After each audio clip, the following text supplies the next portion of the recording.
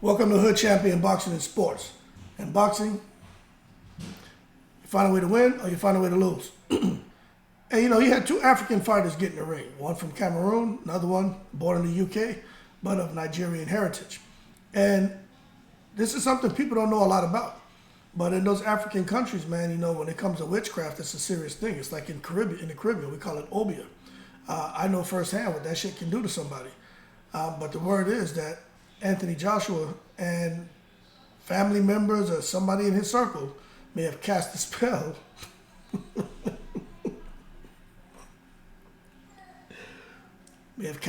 on Francis Ngannou. It's a rumor, I don't know, take it with a grain of salt, that there was a chicken foot found in the waiting room of Francis Ngannou off in the corner. In addition, earlier that day, someone said they saw someone who they believe was with Joshua's camp go into Francis Ngannou's room with a jar, which they thought was water, and a handful of salt. And they said they saw the person throwing something in every corner of the room.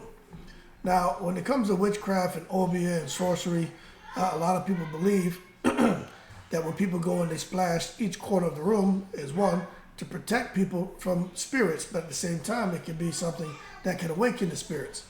And they feel that that's what happened with Francis Ngannou, because they said it doesn't make sense for Francis Ngannou to be warming up on the pads, and the more he punched, the more tired he felt. So basically, he was falling asleep.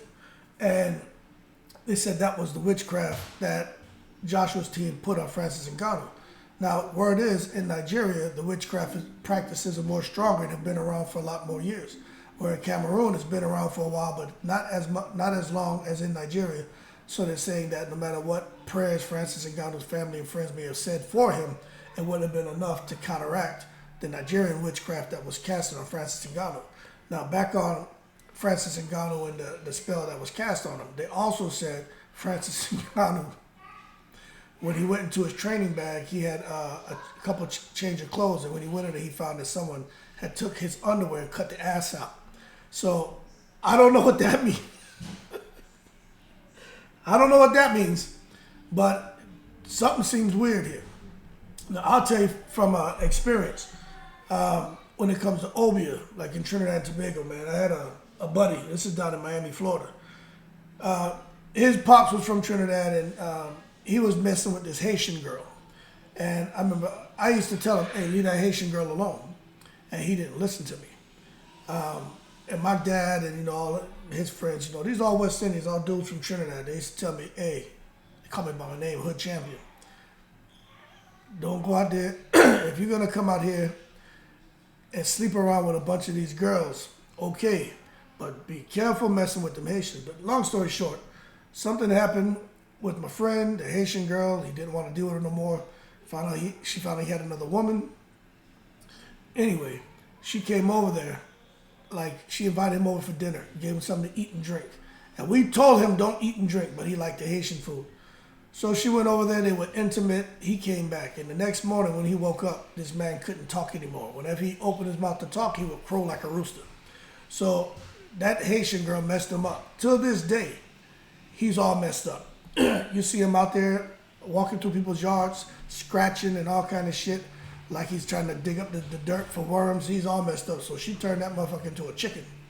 But long story short, when it comes to witchcraft, I do believe that there could be some fishy business going on here. Because the fact that they said the spell was casted on Ngannou to where the more he punched, the more fatigue he felt and would just fall asleep. Ngannou confirmed that as he was warming up for AJ. We're thinking he's jet lagged. We're thinking that it's the fight at 3 a.m. and they didn't train at the right time, so he didn't acclimate. But now we know what really happened. It was the witchcraft. And that's why when Francis Ngannou was trying to throw punches at AJ, he let his hands down because, according to the reports, it was the witchcraft. So the more Ngannou looked to throw, the more fatigued he became, and his hands came down, and Joshua was able to hit him with the Nigerian bing bing. And the second round, you saw the same thing happen. Ngannou was moving around, threw a couple shots, caused him to get fatigued. He got hit with some shit by AJ. That didn't help. And when he got up, he was already in another world, and Anthony Joshua was able to tranquilize and get him out there. So I would say just take this with a grain of salt. But I do know that, and we all saw that Francis Ngannou, he was flattened, and witchcraft is commonplace in Nigeria. It's commonplace throughout Africa. And I'm going to tell you right now, when it comes to spirituality and religious practices, you know, those guys were definitely talking a whole lot of, about the spirits. They were talking a whole lot about religious practices. And that is a big theme over there in the Middle East. And there's a lot of Africans over there as well. So I don't know how true it is. I'm just telling you right now, if it's true, they need to wage a spiritual warfare against witches and witchcraft. And everybody does, because I think that could, if there's truth to it, there could be a new spiritual economy that could be combined with faith and capital. Faith with all these guys in the religion, capital being the money that Saudi has. So if the Nigerian witchcraft is working, I think everybody should avoid Anthony Joshua, because I would hate to wake up and have the ass cut out of my drawers too. Or every time that I'm punching or warming up and get ready for a fight, I start to feel fatigue and fall asleep like Francis Ngannou. That being said, y'all keep cool. Shout out to the veterans, all 7 continents. Hey, AJ, I don't want any problems. Ngannou, no problems. Haitian girls out there whose heart I may have broken back in the day. I'm a married man. I've changed my ways. I don't want any problems. Don't make me crow like a rooster. Y'all keep cool. I'm in the breeze.